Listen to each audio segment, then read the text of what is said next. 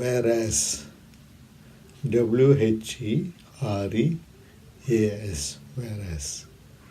இந்த வேரேஸ்ங்கிறது வந்து ஒரு வார்த்தை தான். வேரேஸ் தனித்தனி வார்த்தை கிடையாது. வேரேஸ் ஒரே வார்த்தை தான். இது வந்து ரெண்டு விதத்தில் உபயோகப்படுத்தப்படும். முதல்ல வந்து இந்த சட்ட ரீதியாக உபயோகப்படுத்தப்படும். The word whereas is used in two ways. One is in a legal context, when documents are written. பத்திரங்கள் எல்லாம் பதியப்படும் போது இந்த வேரஸ் என்ற அந்த வார்த்தையில் தான் ஆரம்பிக்கும். சாதாரணமாக ஆங்கிலத்தில் பதியும்போது வேரஸ்னாக்கா என்ன அர்த்தம்னாக்கா, இப்படி இருப்பதனால், இல்லாட்டி இதை கணக்கில் கொண்டு. Various Kumar son of Raja is the owner of the house described below.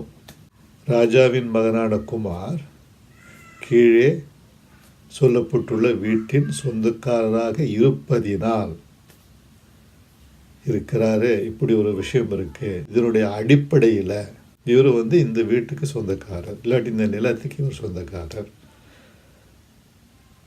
இதை மனசில் வச்சுக்கிட்டு அடுத்த ஸ்டெப்புக்கு போவோம். இதனால் இவர் வந்து இப்போ ஒரு அக்ரிமெண்ட் போடுறாரு.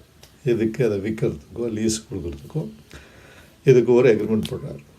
இப்போ whereas so and so is the owner of so and so property. இன்ன சொத்துக்கு இன்ன ஆள் உடைமையாளராக இருப்பதனால் என்ற ஒரு அர்த்தம். இப்போ லீகலாக வரும்போது அர்த்தம் whereasனாக்கா இப்படி இருக்குது, இப்படி இருக்குது, இதை மனசில் கொண்டு நம்ம அடுத்த கட்டத்துக்கு போகிறோம். இவர் வந்து இதை வந்து விற்க போகிறார், இல்லாட்டி வந்து லீஸு கொடுக்க போகிறாரு. அந்த மாதிரியான நெக்ஸ்ட் ஸ்டெப்புக்கு போகலாம். அதுக்கு சொல்கிறதுக்கு தான் முதல் ஒரு இப்படியெல்லாம் இருக்குது, காரியங்கள்லாம் இப்படி இருக்குது, நம்ம இதனால் வந்து இனி அடுத்த நிலைமைக்கு போகலாம். அதுதான் வேரஸ். அது வந்து இந்த லீகலாக வரும்போது அதனுடைய அர்த்தம் அப்படி வருது. இன்னொன்று வந்து ரொம்ப எளிமையான ஒரு அர்த்தம் தான், ஏற்கனவே பட்டுன்ற அர்த்தம் தான். குமார் went north, whereas ராஜா went south. குமார் வடக்கு நோக்கி போனால், ராஜா தெற்கு நோக்கி போனான்.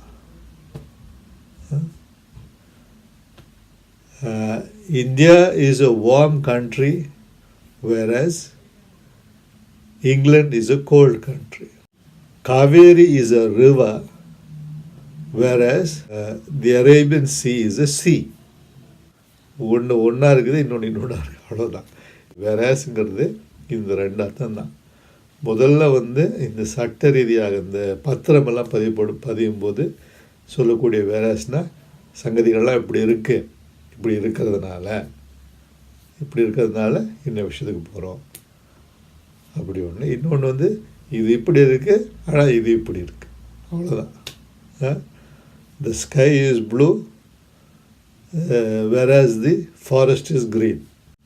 Whereas I have been making these videos for a long period of time, some people just move on, whereas others like, share and subscribe.